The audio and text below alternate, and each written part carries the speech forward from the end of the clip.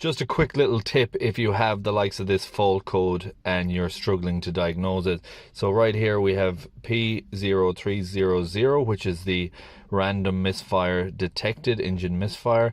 But if you have capabilities on your scan tool which can narrow it down from the possibilities and get you a greater understanding of what's going on, if you go in to the data and you look for misfire, and I'm going to cycle the key now.